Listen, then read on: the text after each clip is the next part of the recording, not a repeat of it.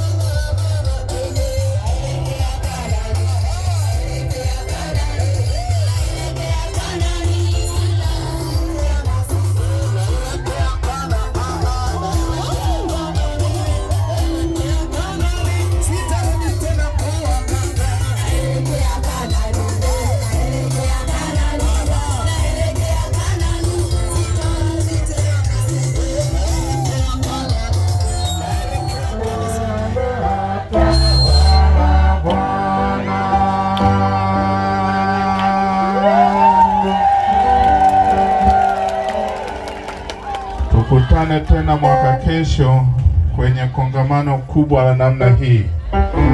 Tuendelee kumwombea Baba Askofu kutuwekea mkono na kutubariki. Tuwaombee pia halmashauri ya wilaya ya Ilemela walioturuhusu tufanyie kongamano hapa. Tuwashukuru wote na kuombea wote walioshiriki na kuwezesha. Mungu ni mwema kila wakati.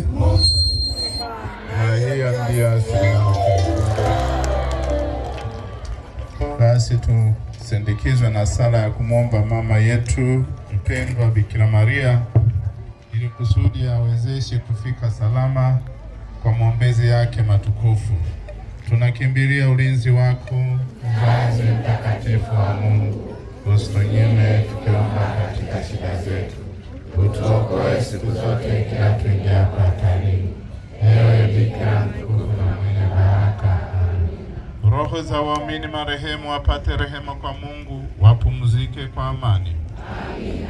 Bwana awe nanyi.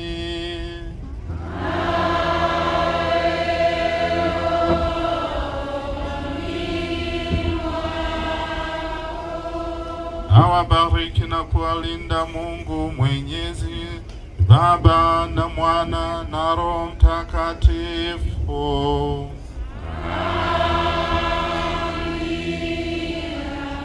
Nendeni na amani.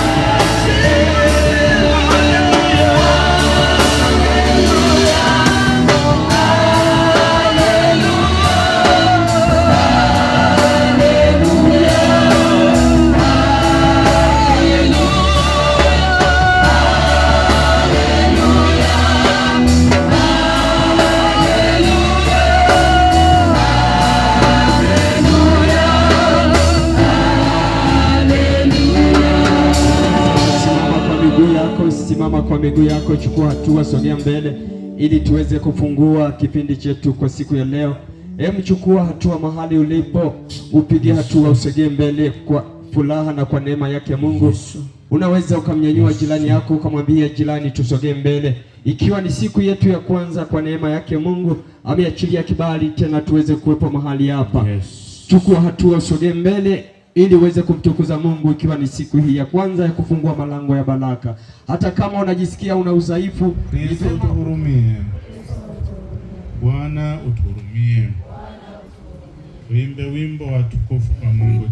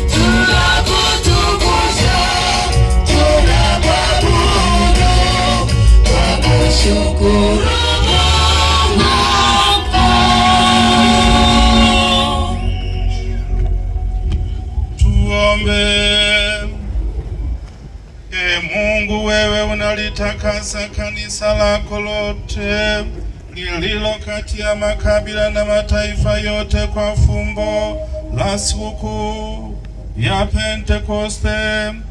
Eneza mapaji ya Roho Mtakatifu popote duniani, na zile karama ulizozitoa tangu mwanzo wa kuhubiriwa Injili hata sasa zieneze kwa juhudi ya waumini wako. Tunaomba hayo kwa njia ya Bwana wetu Yesu Kristo mwanao, anayeishi na kutawala nawe katika umoja wa Roho Mtakatifu, Mungu milele na milele.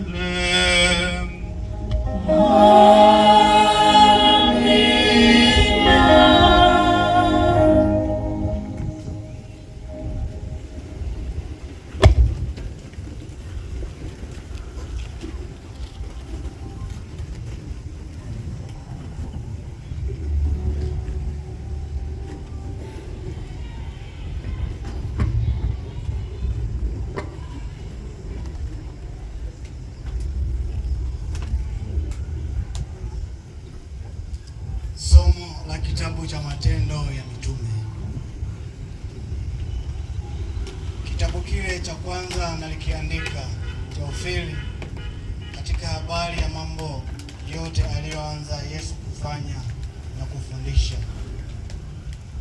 hata siku ile alipochukuliwa juu, alipokuwa amekwisha waagiza kwa Roho Mtakatifu wale mitume aliowachagua, wale aliowafundisha nafsi yake kwa dalili nyingi baada ya kuteswa kwake, ya kwamba yu hai, akiwatokea muda wa siku 40 na kuyanena mambo yaliyohusu ufalme wa Mungu. Hata alipokuwa amekutana nao, aliwaagiza wasitoke Yerusalemu, bali wangoje ahadi ya Baba, ile ambayo mlisikia habari zake kwangu, ya kwamba Yohana alibatiza kwa maji, bali ninyi mtabatizwa katika Roho Mtakatifu baada ya siku hizi chache. Neno la Bwana.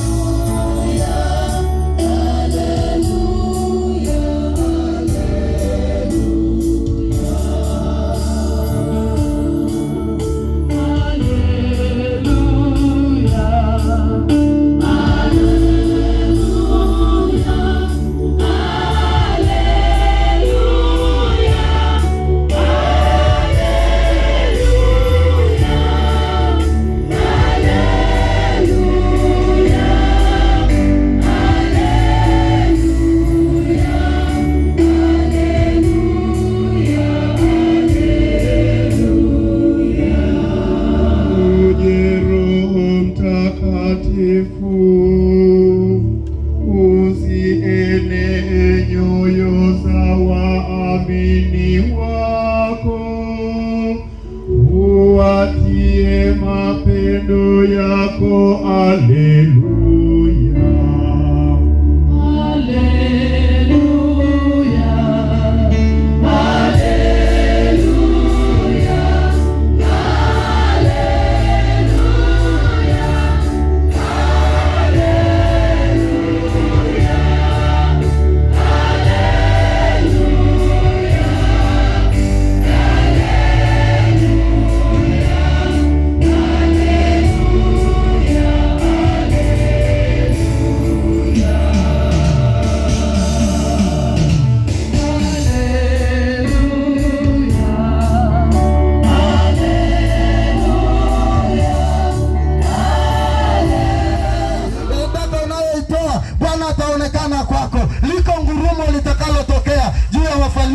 watakao kujilia nyuma yako.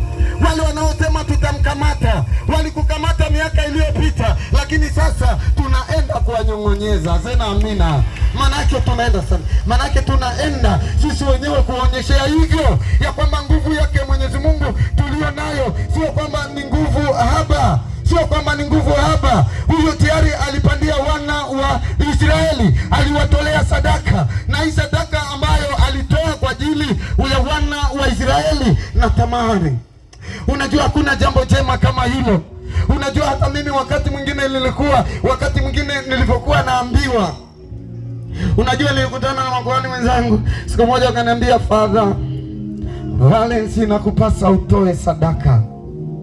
Unajua hilo jambo kwanza niliangalia, nikamwambia niangalie jinsi nilivyo. Mimi ni kuhani, mimi ni sadaka kwa Bwana, ni sadaka ipi tena? Wakaniambia mtolee Mungu sadaka, na Bwana utakapomtolea sadaka, Bwana ataonekana katika hilo jambo lako. Sasa mimi nikawasema sasa itakuwaje? Nimeambiwa sadaka, tena nikaambiwa sadaka kubwa, tena sadaka ambayo wewe mwenyewe unaweza ukaona kwamba hili jambo, ukawa najiuliza maswali mengi, lakini kadri walivyoniambia nikasema sawa, na mimi nitatoa nini? Nitatoa sadaka. Na nitakapotoa sadaka, unajua wakati huo ndipo ninaanza mahangaiko. Unajua mahangaiko yale ninayohangaika nayo. Tena nimeenda kwenye mkutano, nikakutana na kuhani mwenzangu, nikamwambia baba, nataka nikajenge kanisa, lakini mahali niliko nako ni pagumu, nitajengaje hilo kanisa? Na nikamwambia, akasema anapafahamu, maana mahali sadaka ni shilingi 35, ikiwa ni 40 unaangalia ni nani mgeni ambaye angia. Nataka nijenge kanisa, na kanisa lenyewe la kuweza kuchukua zaidi ya watu 500, na akaniambia mtolee Mungu sadaka. Sasa mimi nikawa najiuliza, sasa hiyo sadaka singekuwa ni sehemu ya matofali? Maana mimi nataka msaada kusaidiwa. Akasema mtolee Mungu sadaka, na Mungu mwenyewe, hiyo itakuwa sio kazi yako, itakuwa ni kazi yake Mwenyezi Mungu. Nikasema vyema, nikatoa ile sadaka. Father akaniambia utaona matunda ya Mungu yatakavyokuwa. Siwezi kusema kwamba kwa majigambo, hapana, lakini tangia nianze, yani ninaona tu kanisa linaenda tu, yani kanisa linaenda tu, yani linajengeka usiku na mchana. Yani mimi najiuliza, Father ananiambia, mimi nilikwambia kazi hiyo ni ya nani? Ni ya Mungu. Mungu ataifanya mwenyewe, ataifanya mwenyewe, wala usikondeane kwa sababu hiyo. Hapana, wewe kila jambo mwambie Bwana, kumbuka sadaka yangu niliyofanya nini, niliyokutolea juu ya hekalu lako, juu ya kanisa lako. Na Mungu mwenyewe akaitikia, na Mungu mwenyewe akafanya. Maana yake ni nini ninachotamani kukisema jioni hii ya leo? Hebu fika hatua useme, na mimi leo ninaenda kuipigania familia yangu. Sema amina. Ninaenda kupigania uzao wangu, ninaenda kujipigania mwenyewe. Lakini utajipiganiaje? Utajipiganiaje?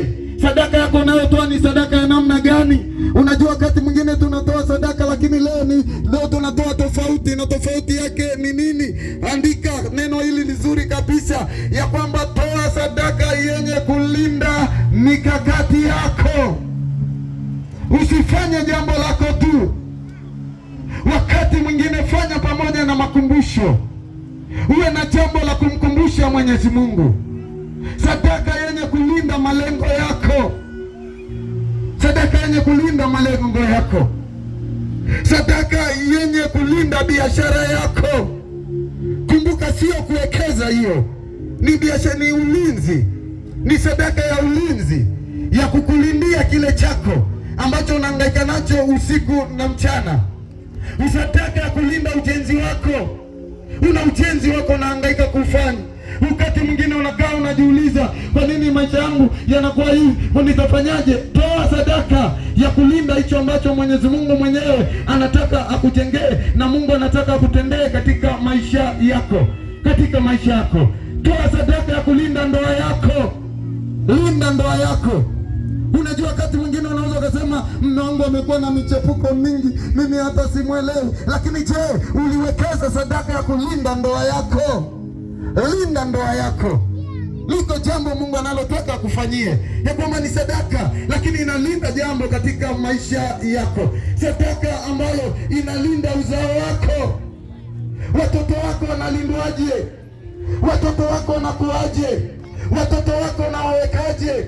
Sio kwamba ni jambo ambalo ni jambo tu, hapana. Soma katika kitabu cha Ayubu, Ayubu sura ile ya kwanza, kuanzia ile ya kwanza hadi ya 5. Kama utaendelea mbele sawa sawa tu, lakini Ayubu mwenyewe nini kikafanyika? Unajua, alikuwa na jambo ambalo alikuwa analihangaikia. Unajua, mambo mengine tunayoona katika maisha, unaweza kusema ni jambo la namna hii tu, ni jambo lenye mapito, lakini kuna jambo ambalo Mungu analiwekeza mbele yako. Mungu anawekeza mbele yako. Tunaona Samueli alipojaliwa na Mungu, tunaona wana wa Israeli waliposhinda Wafilisti waliokuwa nyuma yao, lakini kupitia majitoleo ambayo walikuwa wameyatoa. Na neno la Mungu linasemaje mpendwa? Alikuwa na mtu, endelea. palikuwa na mtu katika nchi ya Usi. Anasema palikuwa na mtu katika nchi ya Usi, Jina lake alikuwa akiitwa Ayubu. jina lake alikuwa anaitwa Ayubu. Mtu huyo alikuwa mkamilifu Lakini Ayubu tunaambiwa alikuwa ni mkamilifu, na uelekevu, tena alikuwa ni mtu mwelekevu, ni mmoja aliyemcha Bwana tena ni mtu aliyekuwa amemcha Bwana, na kuepukana na uovu. tena alikuwa ameepukana na kila aina ya uovu. Kisha wazaliwa wake Kisha wazaliwa wake wana 7, watoto wake 7. binti 3. Tulia kaka, naomba wanaume 3 hapa, vijana 3. Binti wangapi? 3. Binti 3. Naomba binti 3 hapa. Wakiume 7. Wakiume 7. Wako wapi? Wapendwa, wakiume 7, mabinti 3. Unajua nataka jambo hapa. Unajua mimi napenda jambo lenye mifano. Wabinti 3, mabinti 3 tu, alafu vijana 7. Unajua ni jambo ambalo tayari Mungu ana jambo lake ambalo analiangalia, na hili jambo usije ukaliona kwamba ni jambo tu ambalo linapita. Unajua ni watu 7, vijana 7. Kama mtaongezeka basi uzao waibu uliongezeka hapo, sijui hapo umeongezeka hapo, sijui na vitukuu na vilembwekezi humo changanya. Lakini pia alikuwa na watoto wake 7. Watoto wasichana wangapi? 3. Wasichana 3. Endelea. Mali yake nayo yalikuwa ni kondoo 7,000. Alikuwa na mabinti wangapi? Rudia upendwa, nataka urudia habari ya watoto wake. Kisha wazaliwa wake wana 7. Kisha wazaliwa wake wana 7, na binti 3. alafu na binti 3. Endelea. Mali yake nayo yalikuwa ni kondoo 7,000. Na alikuwa ni mtu ambaye alikuwa amebarikiwa, alikuwa na makondoo ya kutosha. Endelea. Na ngamia 3,000 ngamia ya kutosha. Endelea. na jozi za ng'ombe 500. Alikuwa na ng'ombe wa kutosha. Endelea. na punda wake 500. Na punda wake 500. Endelea. na watu wa nyumbani wengi sana. Na watu wa nyumbani ni wengi sana. Kwa hiyo hata walivyoongezeka hapa si shida, maana anasema watu wa nyumbani kwake walikuwa ni wengi sana. Endelea. Basi mtu huyo alikuwa ni mkuu sana. Anasema basi mtu huyo Ayubu alikuwa ni mkuu sana kuliko watu wote upande wa mashariki. kuliko watu wote upande wa mashariki. Endelea. Nao wanawe huenda na kufanya karamu katika nyumba ya kila mmoja. Na watoto wake huenda na kufanya karamu kwa kila mmoja. na Ayubu alijua madhara yatakayotokea kwa uzao wake. Na Ayubu alipoona hivyo, Ayubu akafanyaje? Endelea. Nao wakatuma na kuwaita maumbu yao watatu. Wakatuma na kuwaita wale maumbu wao watatu, ili waje kula na kunywa pamoja nao. Ili waje kunywa na kula pamoja nao.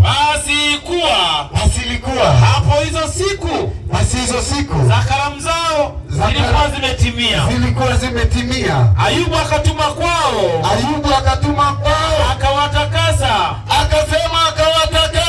kisha akarauka na mapema asubuhi,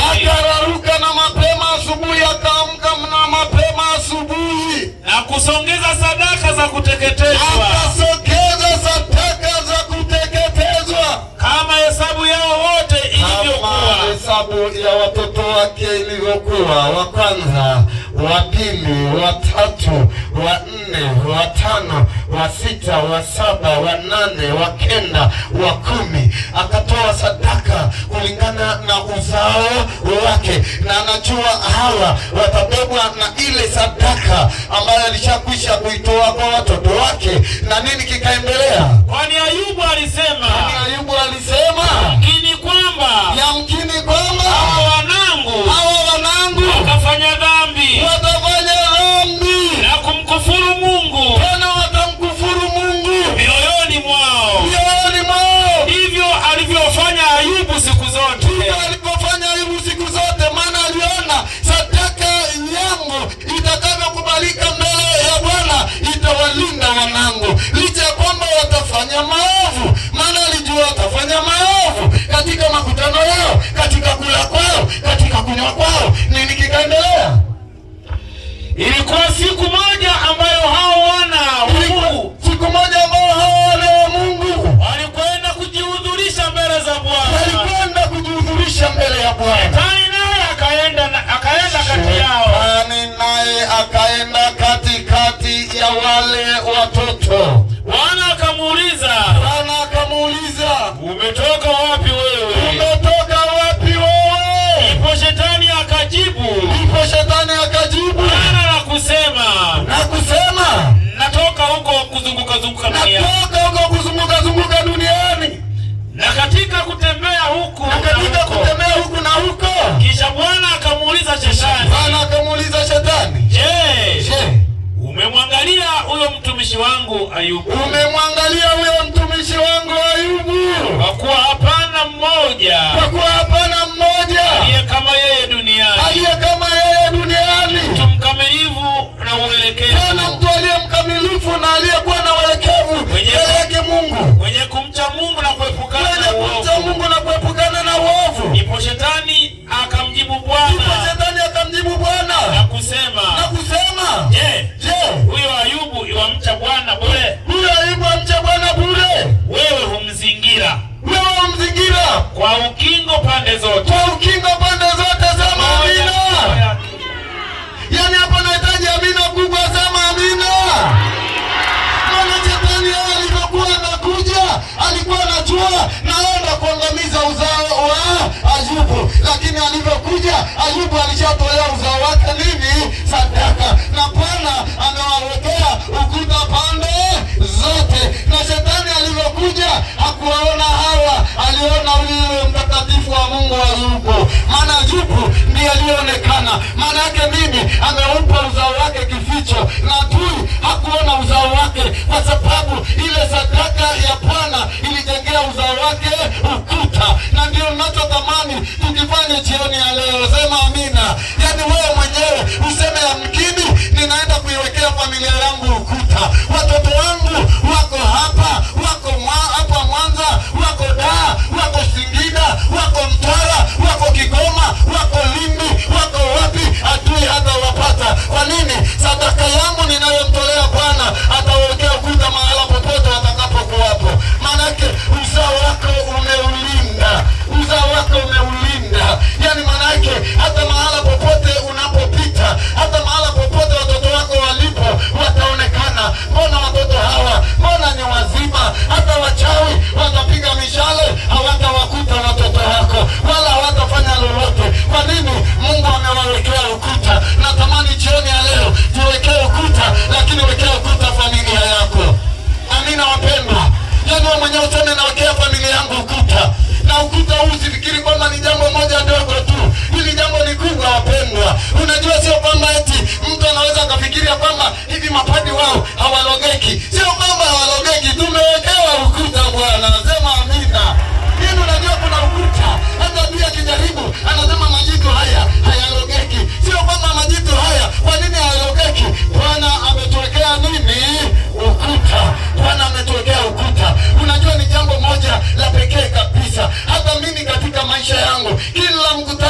ninapoendaga waga naiwekea familia yangu ukuta. Sema amina. Lazima niwekee ukuta. Unajua usipoweka ukuta wakati mwingine utateseka, maana kila jaribu litakuja kwako, kila jaribu litaenda kwenu. Hebu amua jioni ya leo useme yamkini na mimi ninaenda kuwekea familia yangu ukuta. Sema amina. Naenda kuiwekea biashara yangu ukuta. Sema amina. Na unaona jinsi ambapo mwenyewe alitenda. Sio kwamba aliamka tu akasema tu nachukua napeleka. Alichukua kwa malengo. Sema amina. Alitoa kwa malengo. Unajua wakati mwingine shetani ndipo anapotukamata. Unasema kwamba nimeanza vizuri kabisa, maana tulisema nikainuka nikashuka, lakini nitainuka. Kwa nini niliinuka? Kwa nini nilishuka? Kwa sababu adui alitembelea mambo yangu, adui alitembelea shughuli zangu, adui alitembelea katika mahitaji yangu yote niliyokuwa ninayafanya. Leo wapendwa, yani ninatamani kila mmoja wetu, hebu uwaza ndani ya mtima wa moyo wako, na usione kama hivi ninavyoongea ukasema huyu padi anaongea tu. Hapana, yani ninakwambia jambo ambalo wakati mwingine hatulioni, lakini ulinzi wa kwanza, zindiko la kwanza katika maisha ya mwanadamu ni sadaka machoni pa Bwana. Sema amina. Hilo ndilo zindiko kwako. Wala usifikirie habari ya mazindiko ya yule mwovu. Hapana, hayana maana yoyote. Yaani kila mahali unasema kuharibu ndoa, hawataweza. Wataharibu elimu ya watoto wako, hawataweza.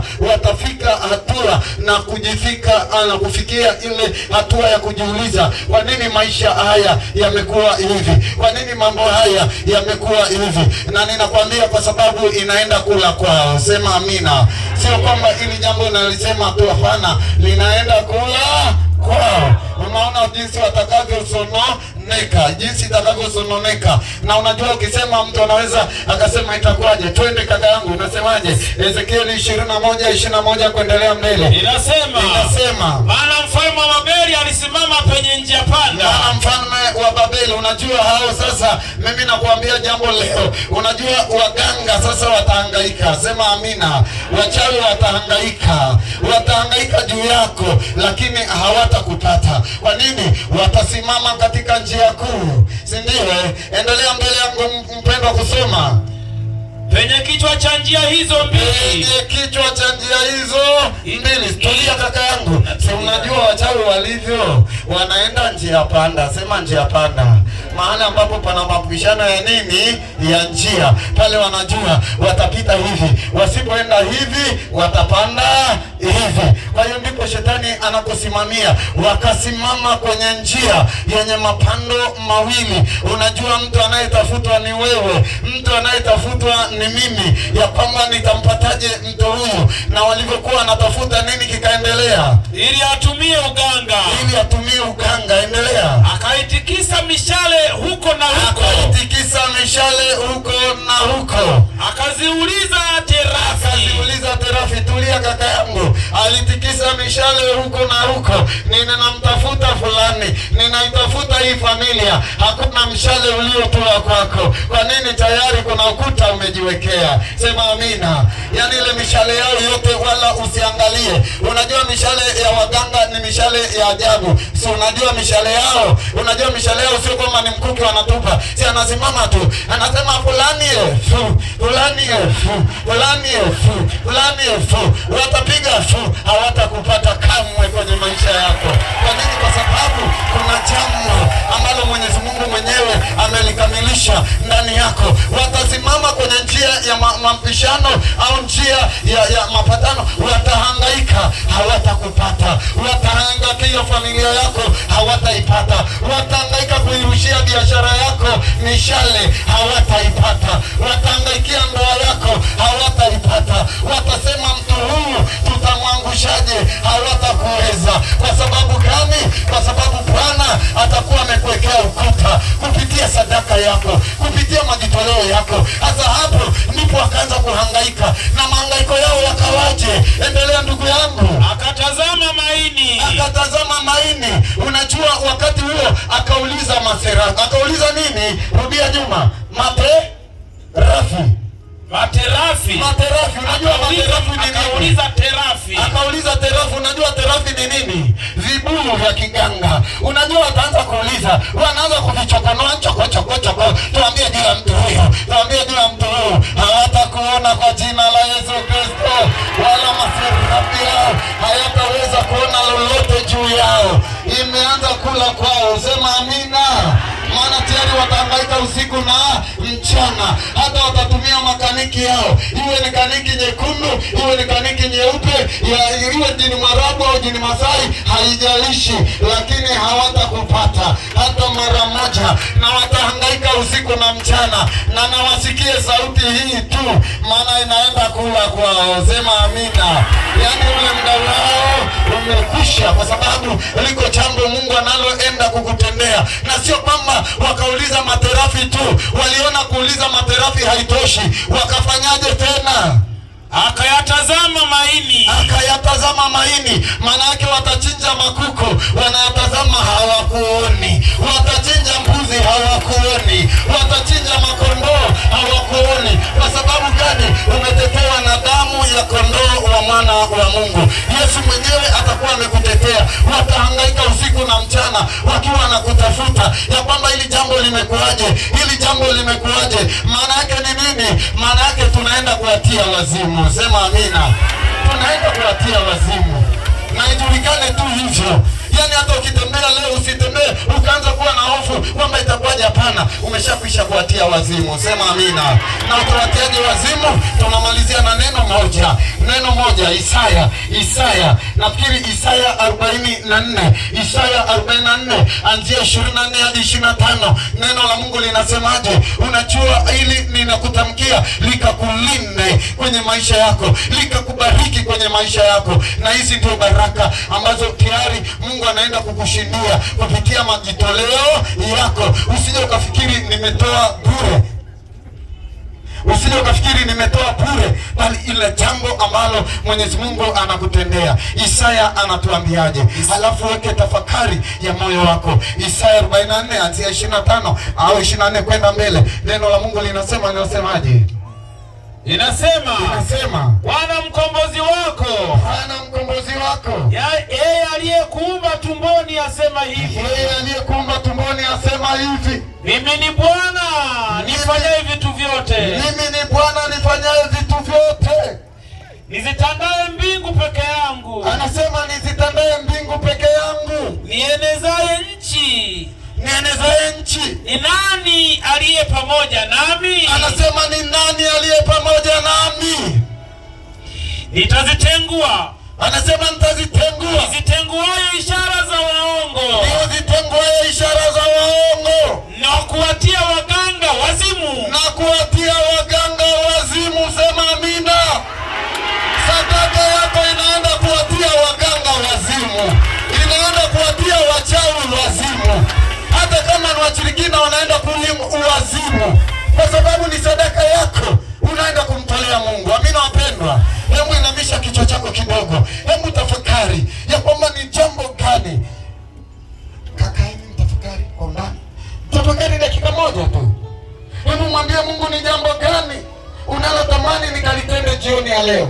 Ninaenda kuchukua bahasha yangu jioni ya leo. Na tukio hili ambalo linaenda kufanyika mbele yake, ambapo linaenda kufanyika siku ile ya Jumapili. Siku ya ufufuko wa Bwana. Ya kwamba kuna jambo zuri kabisa kubwa linaloenda kutendeka. Maana wakati mwingine lazima tujiwekee ukuta. Lazima wakati mwingine tumshinde shetani. Lazima wakati mwingine tuwe na ule ulinzi wa kimungu. Mungu mwenyewe atulinde katika maisha yetu. Mungu mwenyewe atuepushe na yule adui mwovu shetani.